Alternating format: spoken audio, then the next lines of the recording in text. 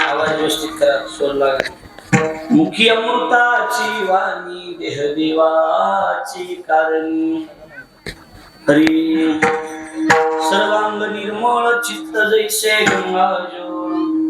हरी मुखी अमृताची वाणी देह देवाची कारणी. कमी ठेवा ओरडे कमी ठेवा, मॉनिटर द्या करणे. तुका म्हणे जाती हरी तुका म्हणे जाती ताप दर्शने विश्रांती. आया थोडं मुखी अमृताची वाणी देह देवाची कारणी. श्री संताची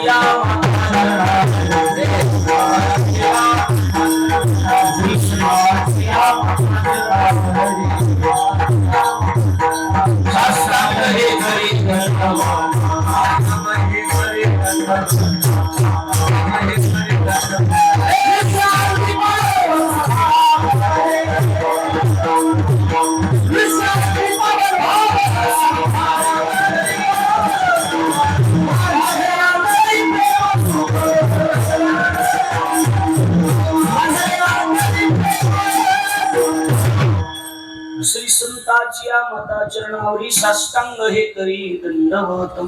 विश्रांती पावलो संभाळा उत्तरी वाढले अंतरी प्रेम सुख हरी.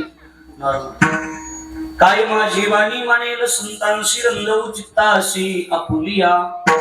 माझी वाणी तुझे वरणी गुणनाम ऐशी दे प्रेम काही कळा. मस्तक माझा पायावरी आवार करी संतांच्या. जय गावी केला वास त्याशी नसावे उदास.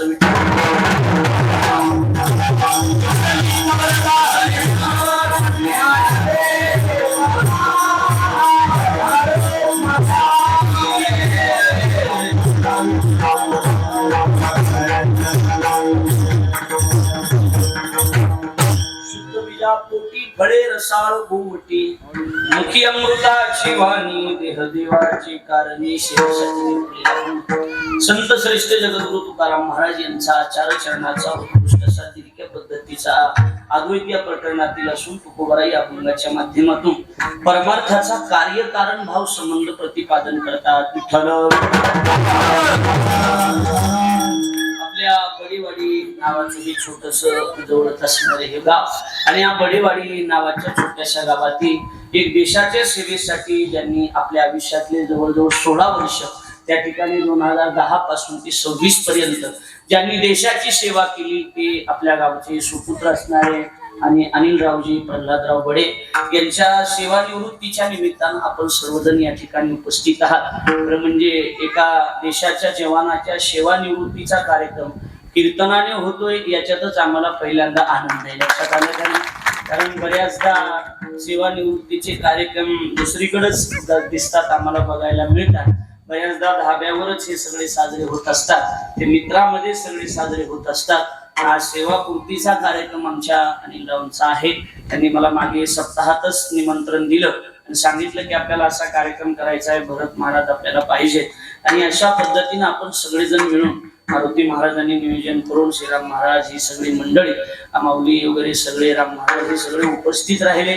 अतिशय सुंदर कार्यक्रमाचं आयोजन त्या ठिकाणी केलं गेलेलं आहे आणि हे आपलंच असल्यामुळं काही अडचण नाही, बरोबर आहे की नाही? एकदम सुंदर रस्त्यावर आणि माता भगिनी पुरुष मंडळां पुन्हा सगळ्याला जेवणाचं आहे ना साहेब, बरोबर? पुन्हा सगळ्याला महाप्रसादाची सुद्धा व्यवस्था या ठिकाणी केली गेलेली आहे. आमचे हरिओमय अर्थात बालासाहेब भोपाळ हे या भागात परमार्थिक काम चांगल्या पद्धतीनं त्या ठिकाणी करत असतात. आम्हाला ज्या वेळा अडी अडचणी त्यावेळेला कधीही वारकऱ्यासाठी रस्त्यावर उभं राहणारं व्यक्तिमत्व परत महाराज म्हणजे बालासाहेबजी भोपाळ. त्यांचा माझा जुना संबंध आहे, 15-20 वर्षापासूनचा कीर्तनकार नव्हतो तेव्हापासूनचा. तेही आज उपस्थित आहेत, आपण सर्वजण आहात. आपल्या सगळ्याला मी मनापासून धन्यवाद देतो. अनिलरावांना मी खरंच धन्यवाद देतो. त्यांच्या सौभाग्यवती स्त्रीला मी धन्यवाद देतो की अतिशय सुंदर देशाची सेवा या ठिकाणी केली. मला वाटतं देश सेवेला या जगामध्ये फार मोठी किंमत आहे. आपण हे कीर्तन जे या ठिकाणी करू शकतो, आपल्या गावामध्ये सप्ताह जे होत आहेत ते या देशाचे जवान सीमेवर हातामध्ये बंदूक घेऊन उभे आहेत. आपल्या छातीमध्ये गोळ्या झेलण्याचं काम ते त्या ठिकाणी करत असतात. म्हणून तर मला असं वाटतंय की हे कीर्तन आपण करू शकतो. एकच मारुती महाराज वाक्य सांगतो, तुम्ही कथाकार कीर्तनकार म्हणून एक सांगतो बाबासाहेबजी, एकच सांगतो की देशाचे जवान जर सीमेवर बंदूक घेऊन उभा राहिले नसते तर आपल्याला परवानगी काढावी लागली असती की हुजूर हम थोडा संकीर्तन करना चाहते हैं, परवानगी मिलेगी. ही परिस्थिती या देशावर आली असती.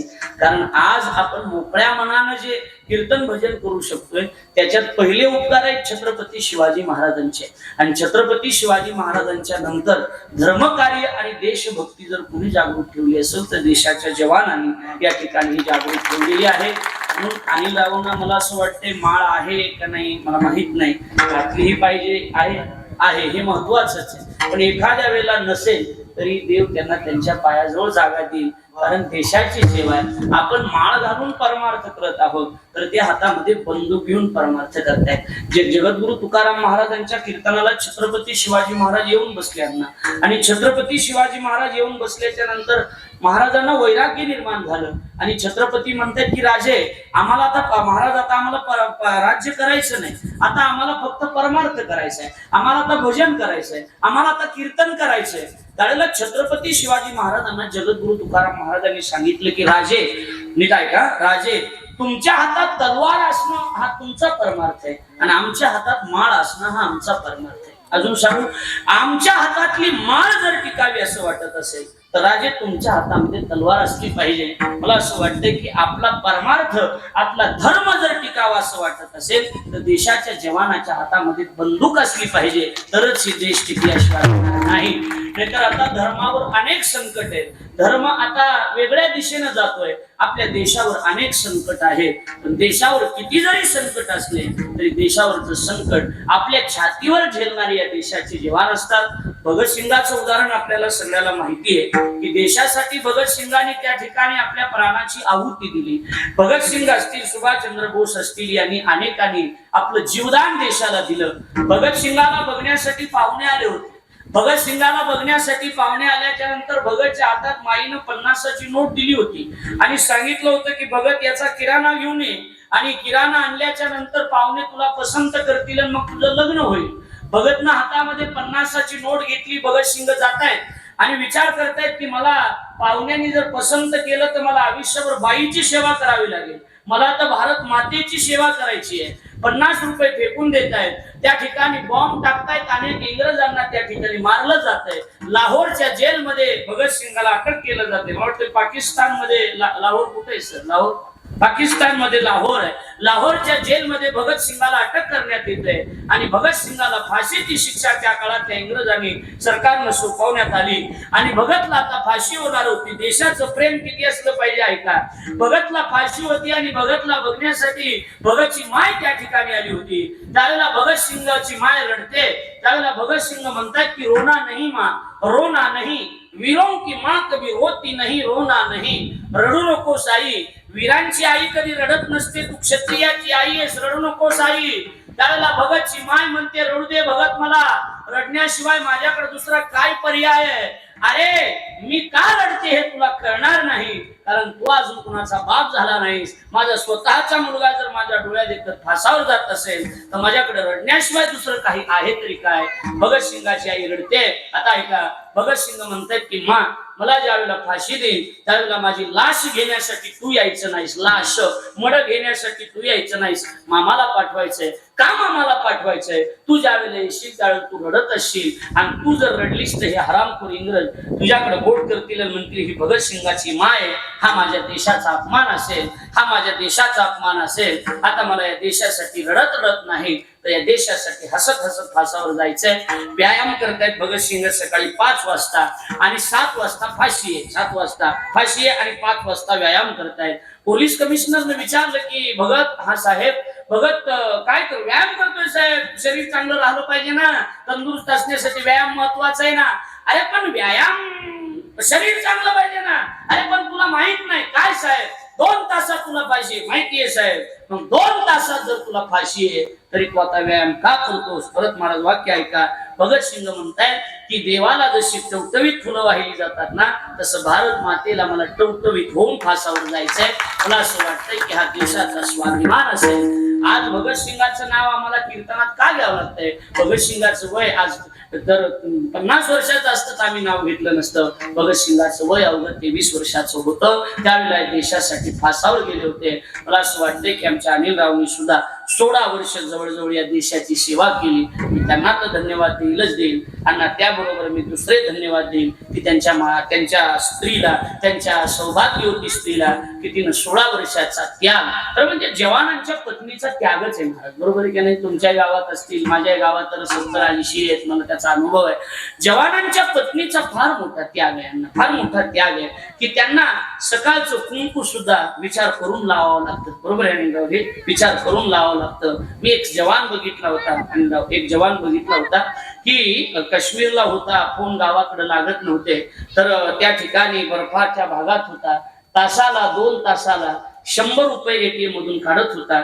एका दुसऱ्या जवानाने विचारले, काय रे 100 रुपयेच का काढतोस? एकदाच काढून घे ना. नाही म्हणला. 100 रुपये काढण्याचं कारण वेगळं आहे. म्हणजे काय कारण आहे?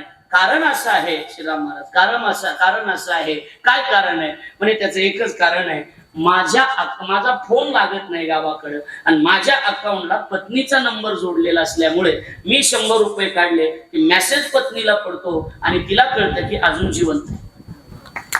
लक्षात आलं माझं बोलणं? अजून जिवंत आहे. फार मोठा त्याग मला असं वाटतंय की त्या स्त्रीचा असतो, त्या बिचाऱ्या माता भगिनीचा असतो. तिनं संपूर्ण जीवन, मला असं वाटतंय की तिने एकही जरी कीर्तन नाही ऐकलं तरी देशाच्या जवानाशी बरोबर, आपल्या पती बरोबर जर ती एकनिष्ठ राहिली तर देव तिला तिच्या पायाजवळ जागा देईन. पहिले धन्यवाद देईन मी अनिलरावला, दुसरे धन्यवाद देईन त्यांच्या स्त्रीला आणि आता महत्वाचे धन्यवाद मी आपल्याला देईल म्हणजे धन्य माता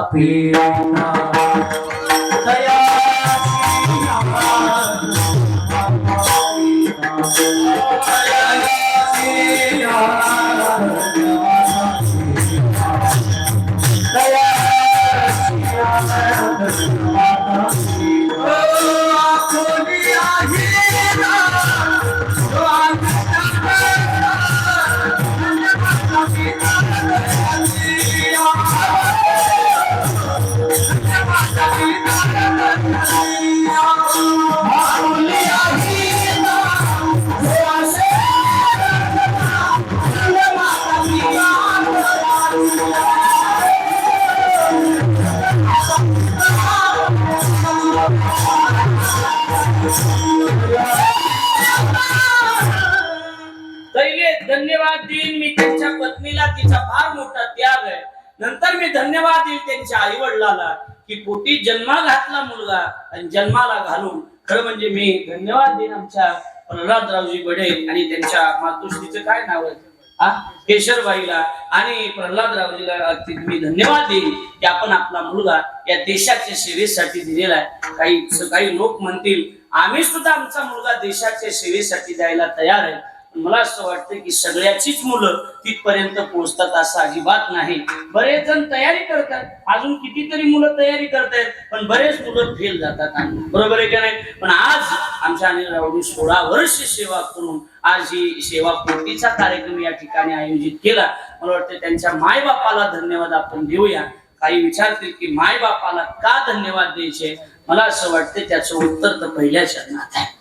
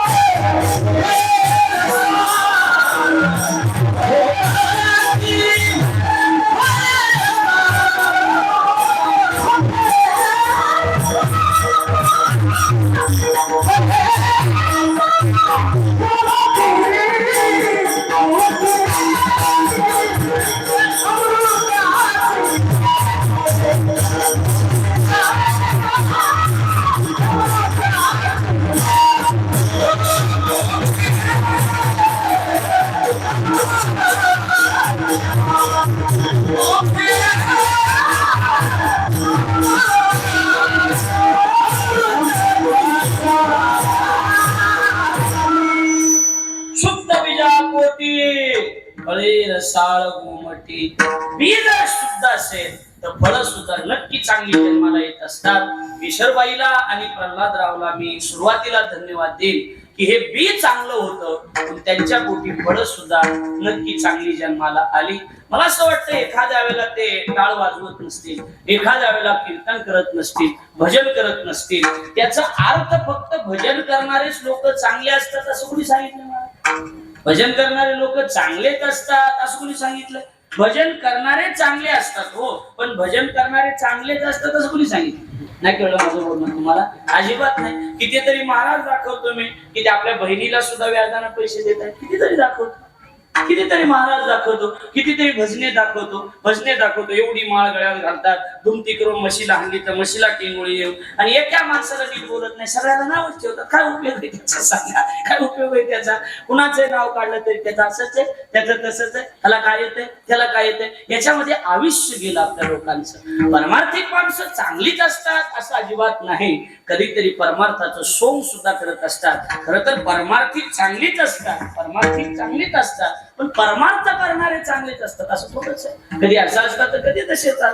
ओरिजिनल जे परमार्थ करणारे माणसं आहेत. जगद्गुरु तुकाराम महाराज होते, एकांतामध्ये बाई भेटली, एकांतात एक बाई तुकाराम महाराजाकडे पाठवली गावातल्या चांडाळ चौकडी लोकांनी.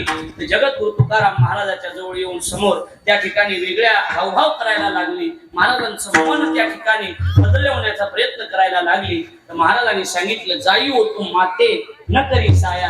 आम्ही विष्णुदास तैसे नव्हे. बाई आली एकांतामध्ये तर तिला माता म्हणणारे जगद्गुरु तुकाराम महाराज कुठे, आणि त्यांचे अभंग म्हणणारे भजने आकाला अभंग म्हणू द्या कुठे? लक्षात आलं का नाही सांगा? आकाला अभंग म्हणू द्या. आकाला कशाला अभंग म्हणू द्यायला? तू म्हणणं पुन्हावरून आकाचा एवढा टपूट भाऊजी मला उचलून द्या. आता ही एक नवीनच आहे. मी म्हटलं हो ठीक आहे, आकाला उचलीची अभंगच उचलायला हवं. लक्षात आलं का नाही? काही नवं निघालं, विषय बदलून गेला, काळ बदलून गेला. खरं याचा अर्थ असा आहे की परमार्थ करणारे, माळ घालणारे माणसं चांगले असतात असं अजिबात नाही. एखाद्या वेळेला मंदिराला पैसे देणारे माणसं सुद्धा परमार्थिक असतात. एखाद्या वेळेला अनाथ आश्रमामध्ये मदत करणारे माणसं सुद्धा परमार्थिक असतात. देशाची सेवा करणारा जवान, मला असं वाटते की तो खरं म्हणजे देवाच्या जवळचा असेल. ते एखाद्या वेळेला कमी जास्त त्याच्याकडून होत असेल, पण सगळ्यात मोठं म्हणजे देशाची सेवा त्याच्या हातून होते, हे अतिशय महत्वाचं आहे. आणि त्या देशाच्या सेवकाला जन्माला घालणारे मायबाप सुद्धा शुद्ध बीजापोटी फळे रसाळ गोमटी. किती जरी परमार्थ, किती मोठा आनंदात तुम्ही कार्यक्रम केला तरी तुमच्या नावानं देव 0 बिल काढणार आहे. बिल निघणार आहेत केशरबाईच्या, बिल निघणार आहेत प्रल्हादरावच्या नावानं. लक्षात आलं का नाही? तुम्हाला कोणी विचारणार नाही, तुम्हाला आम्ही विचारू, तुम्हाला बसलेले विचारतील, तुम्हाला हे भजने विचारतील. देव आणि संत तुम्हाला विचारत नाही, शास्त्र मात्र तुमच्या मायबापाला विचारतात की या मुलाला जन्माला घालणारे कोण? हे महत्वाचं आहे ना. शहाणी जी माणसं असतात, शहाणी माणसं असतात. आमच्याकडे कीर्तन होतं, श्रीराम महाराजाला माहितीये, अण्णाला माहितीये, बालासाहेबजी कीर्तन होतं धर्मापुरीकडं. आणि माझं कीर्तन झालं. कीर्तन झाल्याच्या नंतर सगळे पोरं तरुण भजनी मंडळ म्हटले, भाई कीर्तन झालं, साठे महाराजांनी 1 नंबर कीर्तन केलं. साठे महाराज असे, साठे महाराज तसे, उद लावला. एक आमच्या विधी करण्यासारखा जुना माणूस होता. यांचे माझे किती संबंध आहेत तुम्हाला चांगलं माहिती, बरोबर आहे का नाही? वेगळं सांगायची गरज नाही.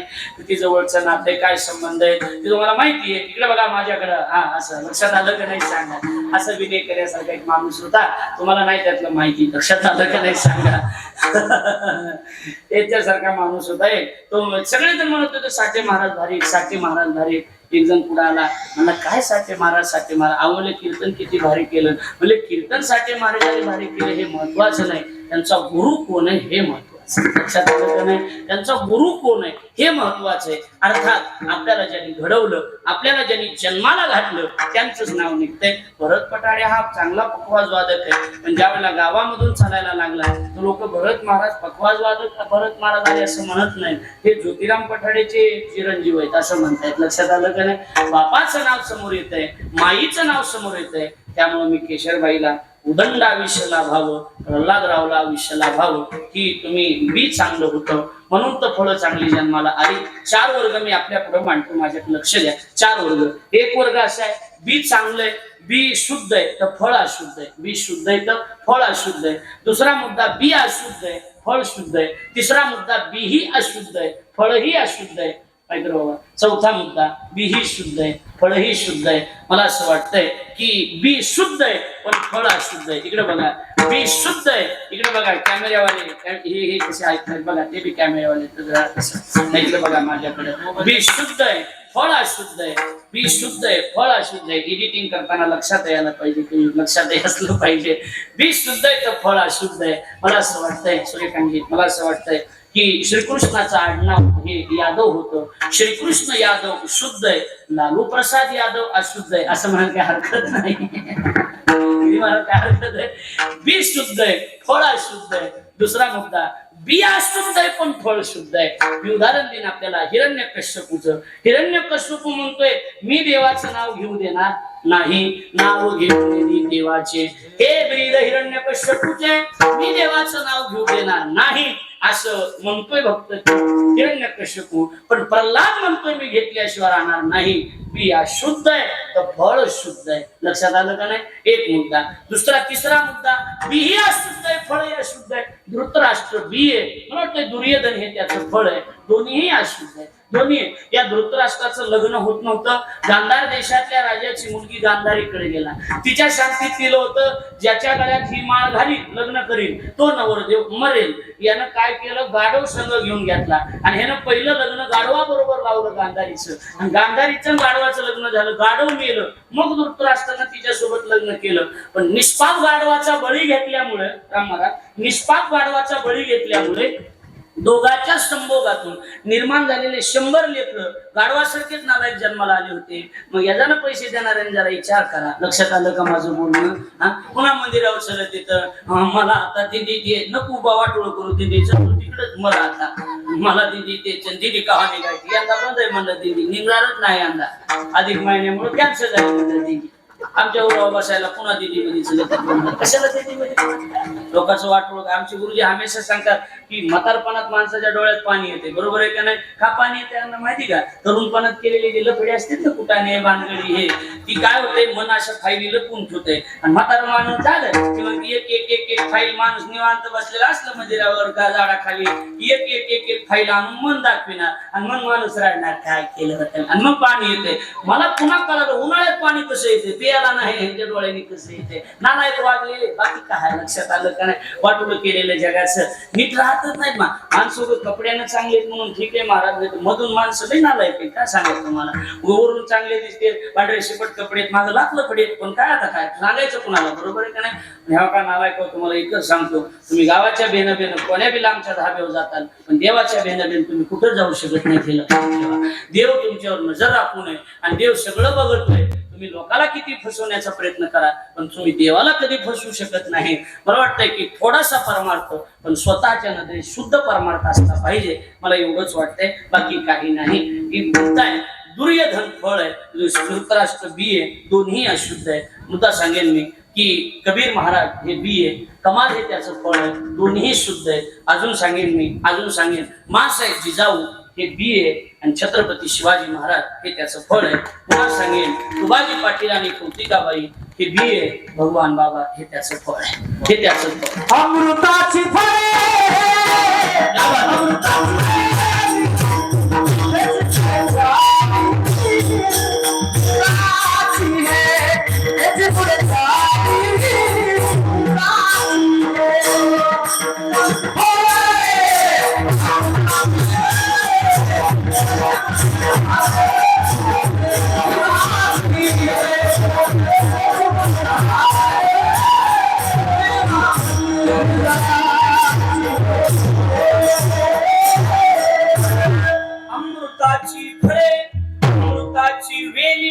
आणि त्याची पुढे चाली बीजाची हे ऐशियाचा संग देई नारायणा बोलावा वचना जयाची. अर्थात बीज चांगलं असेल तर त्याची फळं चांगली असतात. काय झालं काय झालं, कबीर महाराजांच्या घरी माऊलींची दिंडी आली. माऊली तुला सांगतो, माऊलीची दिंडी आली. आणि माऊलीची दिंडी आल्याच्या नंतर माऊली म्हणतात की महाराज आम्ही तुमच्या घरी आलो, आनंद वाटतो, पण एकीकडून आनंद आहे तर एकीकडून दुःख आहे.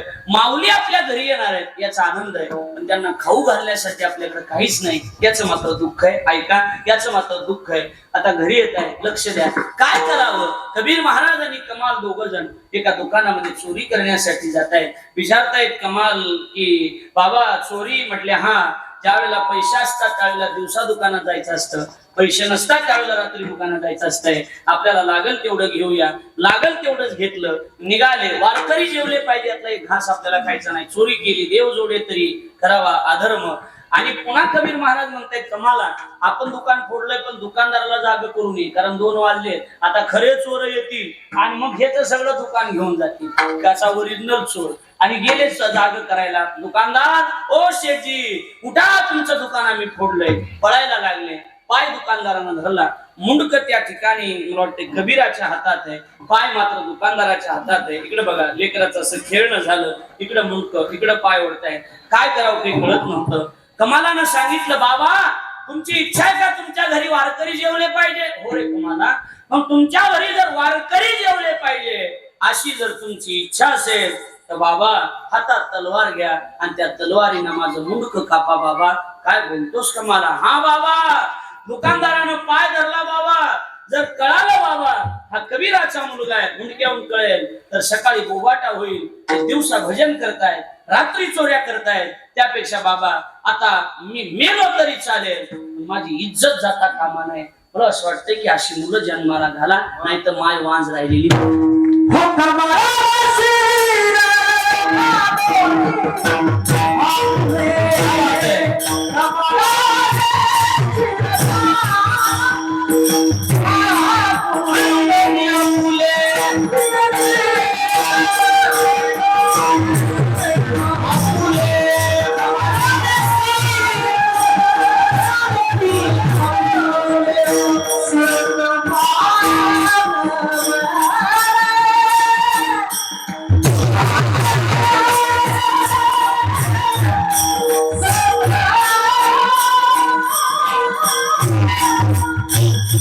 कबीर महाराज सांगतायत की कमाला काय झालं बाबा, मी मेलो तरी चालेल बाबा, पण बाबा तुमची इज्जत करता कामा नये.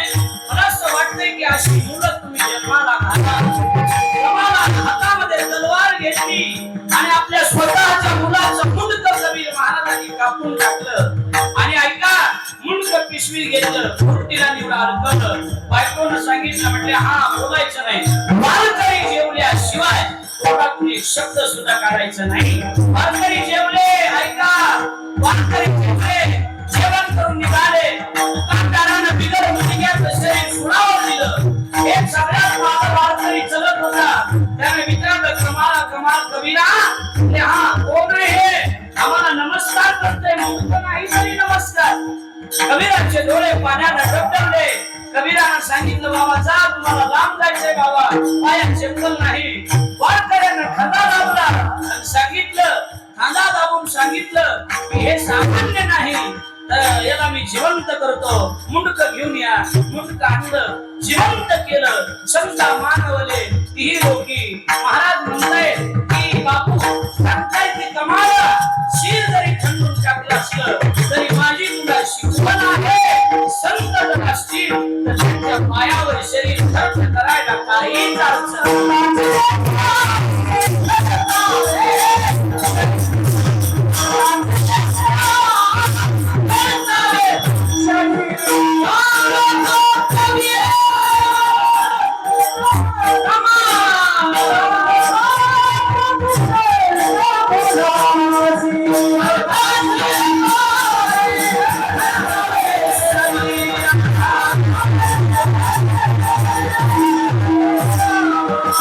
Yeah!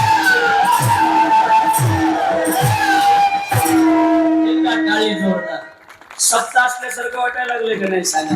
सप्त्यापेक्षा भारी ओपन लागल्यामुळे नारळी सप्ताह असल्यासारखं वाटायला लक्षात आलं का नाही. वा संताची पायी खर्चावे शरीर सांग तू कबीर कमालाशी कमालाने शिर खंडून या फुले संता मानवले तिन्ही लोके. लक्ष द्या माझ्याकडे बीही शुद्ध आहे फळही शुद्ध आहे. इथं वारकऱ्याच्या जेवणासाठी स्वतःच्या मुलाचं मुंडकं कापण्यापर्यंत मजल आहे. इथं वारकऱ्याला नीट जीव सुद्धा कुणी घालत नाही. घालतंय का सांगा बरं मला. अजिबात घालत नाही. हो मला एक जणांनी जेवायला नेलं. चला जेवायला बसले बायकोला म्हणते चपाती वाढ महाराजाला. त्यांना पुन्हा मिळत नसती. मिळत नाही चपाती पुन्हा मिळत नाही का सांगा. काही बोलत आहेत कसे बोलत आहेत काय करणार सांगा. जेवण झाले एक जण म्हणला कसं काय झालं जेवण. म्हणलं नंबर 1 झालं. मला म्हणला घरी हेच खातात का. मग घरी काय वाडे खातो का मी काय बैलाची अवलाद आहे आमची का काय. काही बोलत आहेत महाराज. आपल्याकडे तरी बरं आहे आम्ही पुण्या मुंबईला जातो ना गेल्या त्या बाया येतात समोर. महाराज नमस्कार तुम्हाला काही हवं का पाणी वगैरे देऊ का. मी नदीला जाऊ का. पाणी नसलं तर नदीला जातो म्हणलं दुसरं काय. पण महाराज तुम्ही जेवणामध्ये काय काय घेणार. बोला त्याचा अशा माय शिकली तुम्ही जेवणामध्ये काय काय घेणार. मला मी गवत घेणार वाडे घेणार चिखूल घेणार माती घेणार कमी जास्तीला डोसक्या दगड घालून घेणार काय घेणार. कसे बोलत आहेत काय. आता तुम्ही किती चपात्या खाणार.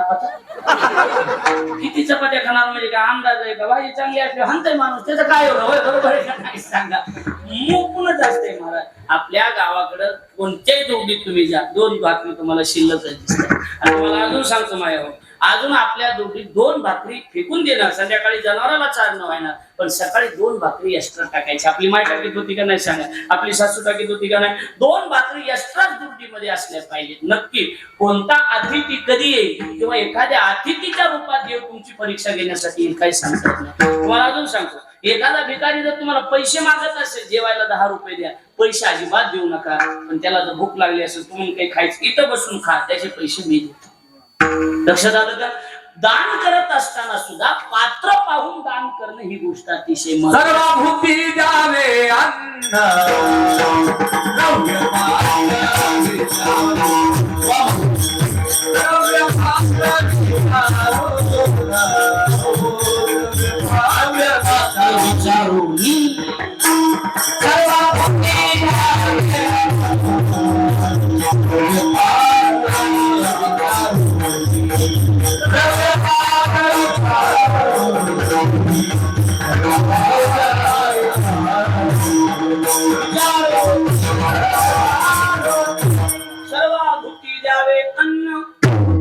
पात्र विचारून बघा. अन्न सर्वाभूती द्यावं पण द्रव्य देत असताना पात्र विचारून द्यावं. पैसे देत असताना विचारून द्या. मला विचारायची गरज नाही. मी चांगला माहिती 100 ठेवा. लक्षात आलं का नाही सांगा. मी अजिबात नाही म्हणणार नाही. एका बाईने म्हणलं सोनं द्या एका बाईनं काळे मणी दिले तरी मी नेले बायकोच्या पोती तेच आहे अजून. लक्षात आलं का नाही सांगा. मला अडचण नाही. इकडे बघा लक्ष द्या. अन्नदान करा पण द्रव्य पात्र विचारून द्या ही गोष्ट लक्षात ठेवा. आता लक्ष द्या.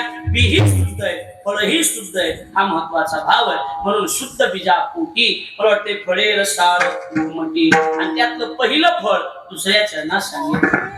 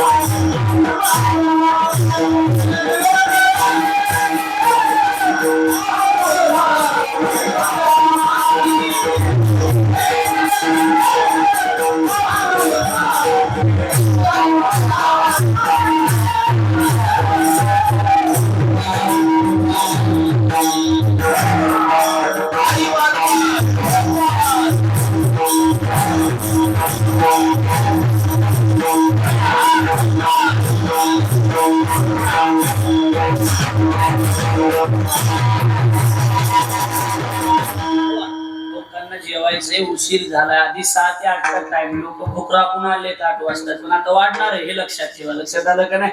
मला लोकांना त्रास द्यायची इच्छाच नसते कधी. मी 5:45 आलो का नाही, आपण त्यांना बरोबर आहे का नाही, तर थोडं कमी जास्त आनंद उत्सव होता. पुन्हा कीर्तन तासभर कमी होऊ द्या, पण ह्या व्यक्तीचं स्वागत होणं महत्वाचं होतं हे लक्षात ठेवा. बरोबर आहे का नाही? हा कीर्तन तर आपण पुन्हा करू. अजून लक्षात आलं का नाही? मुखी अमृताची वाणी, पहिलं फळ आहे वाणी अमृतासारखी होईल. आणि बोलणं अमृतासारखं असलं पाहिजे. माणसाचं बोलणं गोड, आता माझंच नाही म्हणा, लोकांना सांगून उपयोग नाही. लक्षात आलं का नाही? बोलणं चांगलं असलं पाहिजे, पण आता बोलणं असलं पाहिजे बघा जागीर मोठ्या पांडुरंग महाराजांसारखं. लक्षात आलं का नाही सांगा? एकदम निर्मळ त्यांची माळ आहे, मला लक्षात ठेवा. एकदम साधं. एवढूशा हे बोरवेन आमचं बसलेलं, याला सुद्धा आवाज बोलणार. बरोबर आहे का नाही? पाणी देतात का? एवढंच असं एवढं गोड. मला वाटतं ते दाखवण्यापुरतं नाही, तर ते ओरिजिनलच आहे. लक्षात आलं? काही लोक दाखवण्यापुरतं बोलतात, शुद्ध बोलतात. काही लोकांना लईच बायाला शुद्ध बोलायच्या ना 4-6 महिने पिठाला राहते ना, गावाकडे आले, आमच्या त्यांचं ना आता आमचे ते ना तुमचे ते त्या म्हातारीनं भोंगळे बघितले, तिला कशाला सांगायला लागले? तुमच्या त्याने अजून 90ची उधारी दिलेली नाही, तू आकार आणायला लागली. आमच्या त्यांचं ना आमचे ते ना तुमचे ते रातचे त्यातून पाठ जाते, तुला काय माहिती? खताची उधारी तशीच आहे, बियाची उधारी तशीच आहे, फवाराची उधारी. 1.5 वर्ष यायचं लग्न करून पुन्हा आकार आणायचा. 25 वर्ष सांभाळाय माईनं बापान, तिला माहिती, गावाला माहिती, शक्तिमान तुझाच आहे म्हणून. लक्षात आलं का नाही? दुसऱ्याला नाव ठेवायची कशाला काय गरज आहे सांगा? लक्षात आलं का नाही? इकडे लक्ष द्या. आकार आणत बसायचं नाही. आता मी 8 राज्यात फिरतो. 8 राज्याच्या बाहेर दुबईला माझी कथा झाली, तामिळनाडूला माझी शिवपुराण कथा झाली. आपल्याला सूर्यकांत भाऊला माहिती सगळं. सगळीकडे माझ्या कथा संपन्न झाल्या. पण मी कधीच बाळासाहेबजी माझी भाषा बदलली का सांगा? आपल्या भाषेतच बोलायचं. बरोबर? आपल्याला जसं येते तसंच बोलायचं. आकार आणण्यात काय मजा आहे? गोड बोलायचं. वाणी चांगली असली पाहिजे. आपल्या खेड्यापाड्यात अजून बरं आहे, शहरामध्ये गेल्या तिथं महाराज नमस्कार, येता का चहाला? येता का चहाला? म्हणलं नेता का? येता का? म्हणलं हो येता. दारात गेले की दरवाजा वाजवायचा, आवाज द्यायचा, ए स्मिता, अगं स्मिता, उठतेस का ग? म्हणजे उठतेस का ग म्हणजे उठच असं म्हणण्याचा ज्याचा अधिकार नाही तो शिकलेला. अगं स्मिता उठतेस का ग? ते जनावर हळूच उठणार, केस माग सोडलेले, भोवायचे केस कापी, इथले कमन कापी ते त्याला मोहळ बसत आहे का काय? मला अर्धा तास दारात कुठीला मग करावं लागतं, तिला घेऊन जावं लागतं. लक्षात आलं का नाही? ती कुठाना असं आणणार तो नेलंच नव्हते ती नेल घातली लबाड बघा. हा करा दुकान असं आहे ते आपल्या दुकानामध्ये आपल्याला बसू तरी देते, तिथं मध्ये मी येऊ देत नाही. ही एक दुकान आहे, बाहेरच माशा मारी बस यावं लागतं. मी आपल्याला एक काय बघावं का तिथे हरितात करावं का काय सांगा तुम्ही महाराज बाहेर घरी काय घेणं ते नाही. लक्षात आलं का नाही? बघा भावाचे केस कापलेले, अंगावर विण्याची खोळ घातलेली, गाऊन विण्याची खोळ गाऊन, दोर नाही दोरका नाही, एकदा आड केलं की हुटाडच बघायची गरजच नाही. लक्षात आलं का नाही? ती गाऊन घातलेला आणि मग तिची बोलण्याची सिस्टीम, इष्ट कशाला उठवलंस रे बंटी? बंटी म्हणजे कुत्रे पाळलेलं जसं बंटी. अगं बाबा आले आपल्याकडले, बाबा आहेत बीड जिल्ह्यातले, छठे महाराज आले, चहा कर. अशी सिरियल पाहिली ना, फार बोर झाले रे, तू चाकर बाबांना दे, मला दे, मला फार कंटाळा आला, प्लीज. असं खाला काय करणार सांगा प्लीज. आता काय करा? लई तर आहे महाराज आणि आपल्या खेडेपडे त्याच्यापेक्षा बेकार. 11-12 वाजता कीर्तन संपलं आपल्याकडे. मारती महाराज त्याला दुधाला पद्धत राहणार. त्याच्यात मारुती महाराजाची छोटी गाडी, ती आपली 9 जागेवर पंक्चर झाली. त्याला लागले 900 आणि चहा पाजून दिले 150. काय उपयोग झाला सांगा? काय उपयोग? आणि बरं 1.5 किलोमीटर हाक मारताय, अय अय म्हणजे काय म्हशी हाणायला असता का? हा झोप आहे बाजूला, झोप आहे काय? 7 जिल्ह्यात गेलं का तुम्ही? बारदाना काय 3 माणसं ह्या झाली काय? पुढे बारदाना म्हणते 7 जिल्ह्यात. मग ती जवळ उठ ना बाबा, या इथून सुरू करते. लक्षात आलं? या कुठे? महाराज आलाय बाबा आलाय, महाराज आलाय. मग तिची बोलणे सिस्टीम काय लावलं? Toy toy toy toy. माणसाला झोप लागायचा टाइम, सायबीन काढायचे दिवस टॉय टॉय टॉय टॉय काही जावा. अगं पण ते महाराज आलाय काय म्हणा, चुलीत मी निघालो मी निघालो चुलीत घालू म्हणून मी निघालो म्हणून मी मधला मार्ग काढलाय बायकोला उठू नको तू चहा पाजू नको करू नको सुट्टे 10 रुपये बी मी तेलगावला पोहा बी उघडे पितो मी लक्षात आलं का नाही सांग लक्षात द्यायला लागतंय का नाही कुठं लोकांच्या नादी लागत बसा काय करा लोक चांगलं बोलणार नाही लोकच कसं आहे लग्न करू जाता म्हणते हा माताला न करू जाता म्हणते नको लग्न करायचं म्हणलं माजले म्हणते आणि म्हणले ना आपल्या लग्नात करायचं ना त्याला काय गरज आहे लोक इथून सोडतात लक्ष द्यायला लागले का नाही म्हणजे लोक कसंच जगू देत नाही त्यामुळे लोकांच्या मनावर तुमचं जीवन तुम्ही नसावं तुमचं जीवन स्वतःच्या मनावर असावं आपल्या नजरेत तुम्ही असाव्यात परमार्थ छोटा करा एकदम छोटं तुम्हाला अजून सांगू भरत महाराज आणि मी महाराज बघा तुमच्या सगळ्यापेक्षा प्रसिद्ध आहेत आम्ही दोघंच आहे उगं माणसं मारली नीट होतं ऐका नाही आम्ही ऐकलं नाही सांगा आता मारुती महाराज मग जुने कीर्तनकार आहेत त्यांच्या कीर्तनात मी टाळ घेऊन उभं राहिलो पण नशीब काय लक्षात आलं का नाही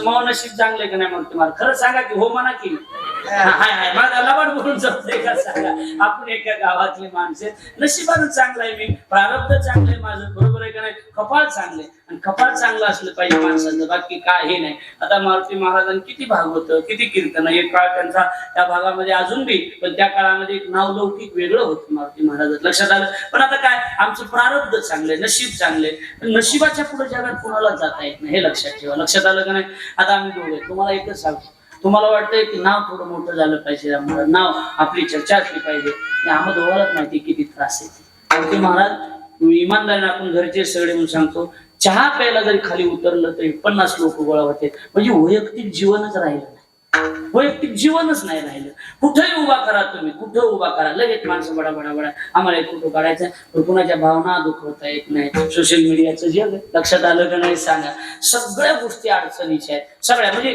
उभा सुद्धा राहता येत नाही उभा सुद्धा कुठं एवढी परिस्थिती वाईट आहे तुमच्यासारखं आम्हाला जगा वाटतं पण कधी जगणं नाही कधी